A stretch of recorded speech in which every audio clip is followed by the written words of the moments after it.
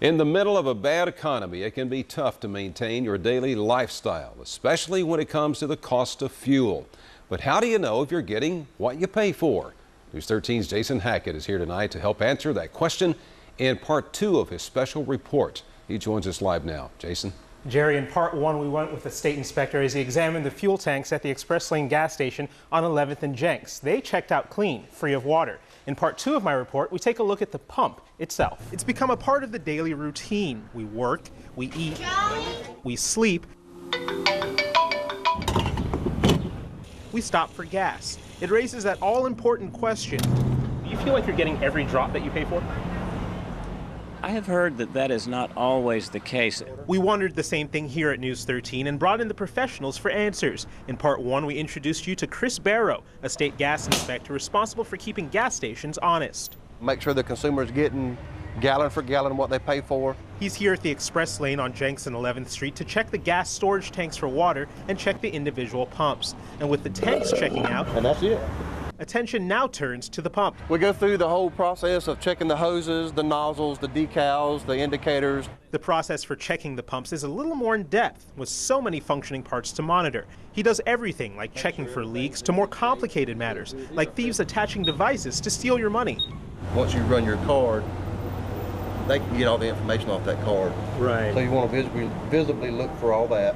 With those testing clean, he moves on to the big tests. Check for water and check the calibration. It can often be a tedious process. Barrow says the average inspector can check dozens of pumps a day, but it's all to make sure you're getting what you pay for.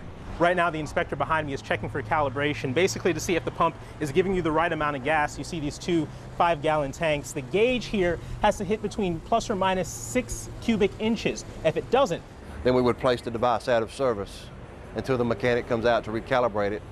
Barrow says he's seen his fair share of extreme readings, from minus 20 all the way to... So over that, you couldn't even get 5 gallons in the can. As he checks out the calibration, he also checks the gas in a clear glass bottle. The gas is later shipped off to a lab for additional testing. We'll look in there and make sure there's no sediment in it, no water, that it's good and clear, everything. After more than an hour of testing all the pumps and all the grades, good news for the gas station, and more importantly, you, the consumer. Yeah, this one's good to go. All 4 grades that we checked here are within our tolerance.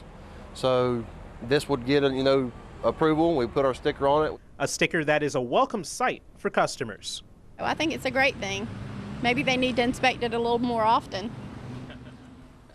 Well, just how often are they checked? The Florida Department of Agriculture says it's risk-based. Basically, stations with more violations get more checks. Now, according to data we obtained from the Florida Department of Agriculture, Bay County's pump compliance rates are actually above the state's compliance rates at 97.7%. As for those remaining pumps not in compliance, 58% shorted customers on gas and 41% were giving away too much fuel. Wow, very interesting. Learned something tonight. Thanks, Jason.